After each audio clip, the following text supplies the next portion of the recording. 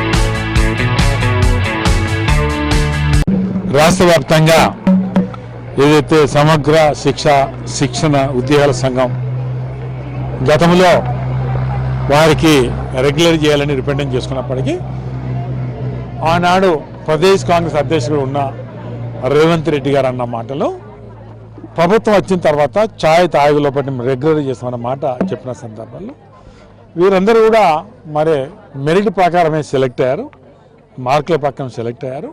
సమయం ఇచ్చేసి 9 మన సంబరాలు చేస్తున్న సందర్భంలో మరి మా సమస్య ఛాయ్ తాగుబడి చేస్తున్న ఆనాటి పిసి అధ్యక్షులు గారు ఈనాడు ముఖ్యమంత్రి గారు రిప్రజెంట్ చేస్తే కూడా అల్లుకోలేదు పలుకులేదు. రెగ్యులర్ చేయాలనేది మొదటి డిమాండ్గా వీళ్ళు పెట్టడమే కాకుండా బీమా సౌకర్యం కూడా చేయాలని డిమాండ్ చేస్తున్నారు. 10 లక్షల రూపాయలు వారికి బెనిఫిట్ కింద 20 లక్షలు ఇవ్వాలని మరి విద్యాశాఖ నియామకంలో వెయిటేజ్ కల్పించాలని ప్రధానమైన వీళ్ళు డిమాండ్లు మరి పెడుతున్నారు.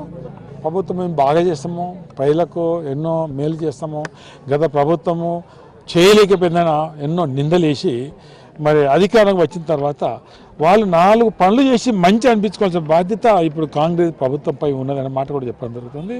మరి ఈ సందర్భంలో ప్రభుత్వం ఖచ్చితంగా ఈ సమయం వృధా చేయొద్దు, ఈ స్కూల్ బంద్ ఉండద్దు, వీళ్ళని రెగ్యులర్ చేయాలని ఒక మంచి ఆలోచనతోటి ప్రభుత్వం ముందు పోవాలని కూడా నేను ఈ సందర్భంలో చెప్పడం జరుగుతుంది. అప్పుడు కేసీఆర్ ఉన్నప్పుడు 1000 పైబడి రెసిడెన్షియల్ స్కూల్ పెట్టి కస్తూర్బా స్కూల్ పెట్టి విద్యాభివృద్ధికి ఎంతో కృషి చేసిన సందర్భాల్లో మరి అన్ని స్కూళ్ళల్లో మరి పిల్లలకి ఇప్పుడు వీళ్ళ స్థాయికి వల్ల పిల్లలు ఇళ్ళలో ఉండే అవకాశం ఉంటుంది. పిల్లలకు మరి వాళ్ళ భవిష్యత్తు బంగారు భవిష్యత్తుకు ఇబ్బంది కలుగుతుంది.